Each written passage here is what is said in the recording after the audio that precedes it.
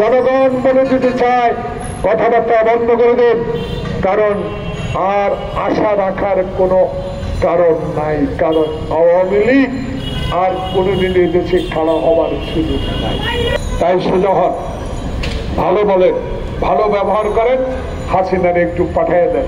হাসিনা দেখো বেগম জিয়াকে বিনা কারণে যখন কারাগারে পাঠানো হয়, বেগম জিয়াকে যখন একটা বলে ক্যান্টনমেন্টের বাড়ি থেকে বের করে দেওয়া হয়, বেগম জিয়ার জ্যেষ্ঠ ছেলেকে রিমান্ডে নিয়ে যখন হাঁটু ভেঙে দেওয়া হয়, বেগম জিয়ার ছোট ছেলেকে নির্মমভাবে প্রহার করে বিদেশের মাটিতে যখন তাকে মৃত্যুবরণ করতে হয়, এই কথাগুলো শেখ হাসিনা বাংলাদেশের মানুষ জানে। তাই আর বাংলাদেশে মোদী সাহেব, বিজেপি, মমতা বাংলাদেশ নিয়ে কথাবার্তা বলতে মুখ সাবধানে কথা বলুন। বাংলাদেশে 18 কোটি মানুষ, তখন ছিল 6 কোটি মানুষ, যুদ্ধ করে প্রমাণ করে দিয়েছে স্বাধীনতা।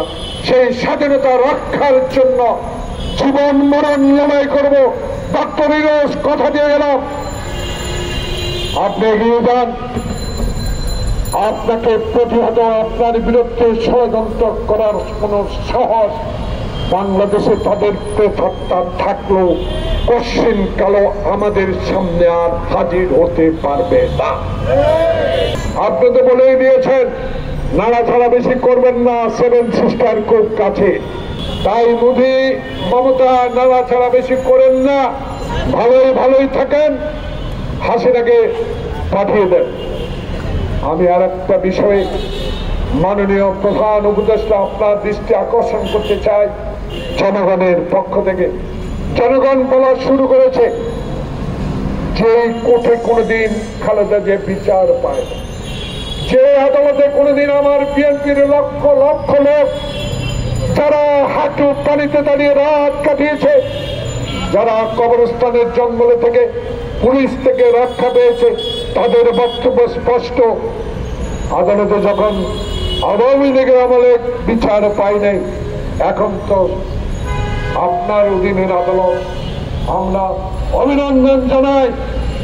সে আদালত আজকে প্রশ্ন করেছে ওবায়দুল কাদের কি করে পার হলো, কোথায় হারুন মেহেদী,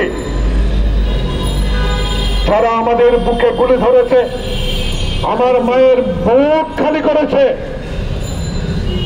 মানুষ আপনার কাছে মাননীয় প্রধান উপদেষ্টা এবং স্বরাষ্ট্র মন্ত্রণালয়ের মাননীয় উপদেষ্টা, আপনি একজন সৎ ব্যক্তিত্ব, আপনার কাছে জানতে চায়।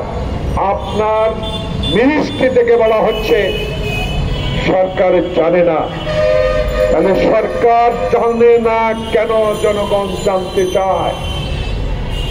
কিভাবে ওবায়দুল কাদের গেল, কিভাবে হারুন বিপ্লব পালালো? বাংলাদেশে যারা লুট করে ব্যাংকে বাড়ি করেছে, যারা লুট করে মানুষের টাকা কানাডায় বেগম তোলা করেছে, যারা মায়ের বুক খালি করেছে, যারা আইনাঘর তৈরি করে মাসকে মাস আমার নেতা কর্মীকে আইনাঘরে আটকে রেখেছে, তারা কি করে পালিয়ে যায়?